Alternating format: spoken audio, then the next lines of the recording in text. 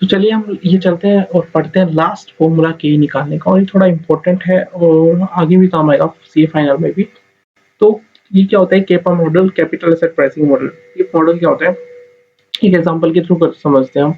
चलिए मान लेते हैं, अब मैं आपको मान लेते हैं एक हम इन्वेस्टमेंट करते हैं रिस्क फ्री, एक करते हैं रिस्क के साथ। रिस्क फ्री का एग्जांपल मान के चलो, मान लो एक इन्वेस्टमेंट किया हमने बैंक डिपॉजिट, ठीक है, जो हम नॉर्मल रुपए रखते हैं उसमें। तो हमारी रिटर्न आती है मान लो इस पे 5, ठीक है। और इस पे रिस्क की बात करूं तो इनका रिस्क क्या होगा, रिस्क कुछ भी नहीं है, बैंक डिपॉजिट में आपको क्या रिस्क है, कुछ भी नहीं है। दूसरी हम मान लेते हैं हमें करना है शेयर मार्केट में इन्वेस्टमेंट। अब वहां पे रिस्क है 1, वहां पे क्या चांस है आपका पैसा डूब भी सकता है और बन भी सकता है, क्योंकि शेयर मार्केट है, अनसर्टेनिटी के साथ होता है।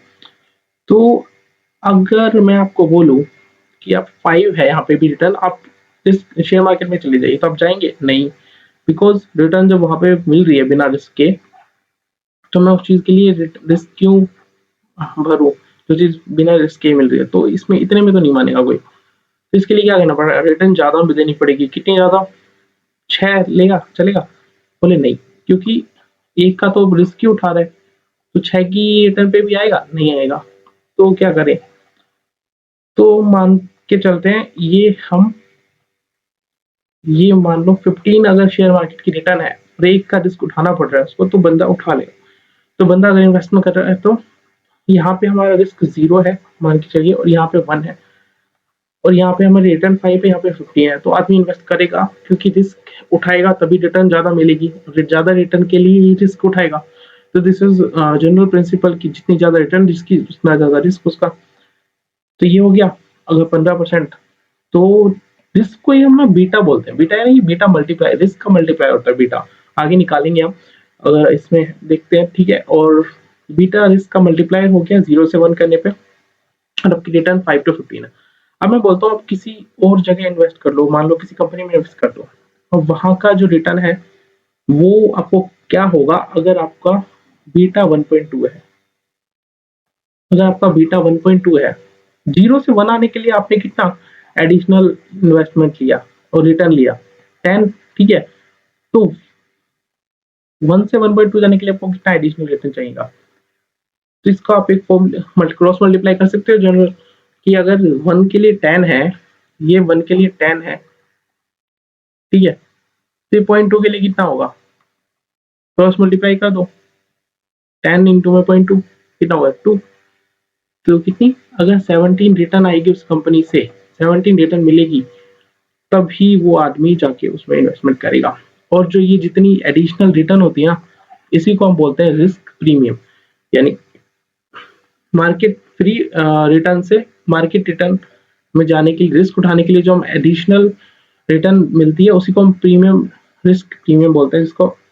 तो ठीक है, तो अगर इसकी चीज को एक फॉर्मूले से करूं मैं, तो मान लो यहाँ पे हमारी रिस्क फ्री रिटर्न कितनी है 5, और मार्केट रिटर्न कितनी है 15, और रिस्क फ्री रिटर्न कितनी है 5, और हमारा बीटा कितना था यहाँ पे 1, ठीक है। तो ये हमारा 15 आ रहा था रिटर्न, ये जो आ रहा था, ये फॉर्मूला बन गया कैपिटल सेट प्राइसिंग मॉडल। और अगर ये हमको क्या चाहिए था, ये हमें नहीं दिया है, मान लो हमें निकालना है ये, तो हमें आप 5 ये दिया हुआ है, 15 हमारी मार्केट रिटर्न दी हुई है, और 5 हमें रिस्क फ्री रिटर्न दी हुई है, ये हमें बीटा दे दिया 1.2।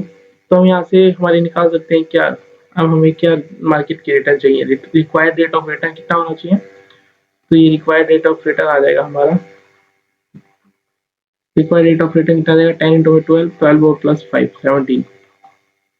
तो अगर मेरे को 70% मिलेगा तब मैं 1.2 बीटा के साथ किसी कंपनी, मतलब 1.2 रिस्क उठाने के लिए तैयार हो जाऊंगा। अगर मेरे को 17 मिलता है, 1 मिलता है, तो 15 की रिटर्न पे तैयार होगा, और अगर 5 है तो फिर मैं कोई रिस्क नहीं उठाऊंगा, वो बैंक डिपॉजिट ही करेगा बंदा।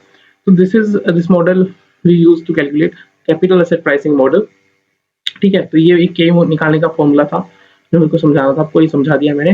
अब हम थोड़ा इसको पढ़ लेते हैं इसके बारे में। तो this is all about capital asset pricing model. तो बेस्ड ऑन रिस्क है, जितना ज्यादा रिस्क उठाओगे उतनी आपकी इन्वेस्टमेंट होगी, इस पर आपको प्रीमियम मिलेगा। तो this is all about capital asset pricing model for C enter. और चलिए अब हम थोड़ा पढ़ लेते हैं इसके बारे में आगे। चलिए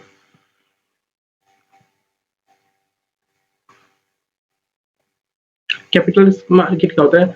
रिस्क रिटर्न ट्रेड ऑफ, यानी कि जिसका जितना रिटर्न उसका मार्केट सिक्योरिटी के लिए, ठीक है। अनसिस्टमेटिक रिस्क क्या होता है? कंपनी का रिस्क होता है, मतलब ये कंपनी की परफॉर्मेंस पे डिपेंड करता है। आपको मान लो अगर आपका पोर्टफोलियो डाइवर्सिफाई कर लो तो आपका ये मैनेज हो सकता है, ठीक है। अनसिस्टमेटिक रिस्क क्या होता है? ये होता है आपके हाथ में नहीं होता, ये होता है government policy, inflation rate, interest rate, ये आप कंट्रोल नहीं कर सकते, तो इसके अकॉर्डिंगली तो आपको बियर करना पड़ता है जो भी आपको रिस्क, इसके लिए सिक्योरिटी प्रीमियम आपको देना पड़ता है। ये आप कंट्रोल कर सकते हो, इसके लिए आपको कोई सिक्योरिटी प्रीमियम नहीं मिलता है। तो दीज आर बोथ रिस्क, पढ़ लेना थोड़ा, इतना है नहीं इंटर पे। मेन फॉर्मूला ये था, मैंने आपको अच्छे से समझा दिया है। आपका ये रिस्क प्रीमियम क्या होता है कि अगर आपको रिस्क फ्री रिटर्न से रिस्क मार्केट रिटर्न, मतलब रिस्क वाली रिटर्न अगर उठाओगे तो उस रिस्क का कुछ प्रीमियम रिटर्न भी तो मिलना चाहिए ना, तो वो प्रीमियम रिटर्न जो मिलता है उसी को हम बोलते हैं हमारा मार्केट रिस्क प्रीमियम। तो this is all about our this formula that is called capital asset pricing model.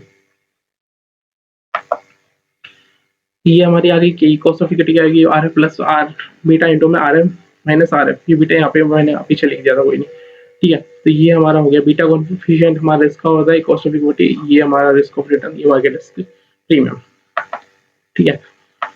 तो ये पढ़ लेना आप। ये अगर यहाँ पे एक फॉर्मूला आ गया है, देखो यहाँ पे क्या बोला, रिस्क फ्री रिटर्न की आपकी 10 और आपका बीटा कितना है 1.75 और return on the market portfolio कितना है, आर एम आ गया आपका 15। तो फॉर्मूले पे रखो, निकाल दो आर एम की, आर कितना है, आर एफ कितना है आपका, रिस्क फ्री रिटर्न 10 है, आपका बीटा कितना है 1.75, आर एम कितना है 15, ये है 10, ये आ गया हमारा 1.75 का नहीं, तो ये आ जाएगा 5 इंटू 1.75 प्लस में 10, ये आ जाएगा 18.75 का percentage. This is we calculate के, तो ये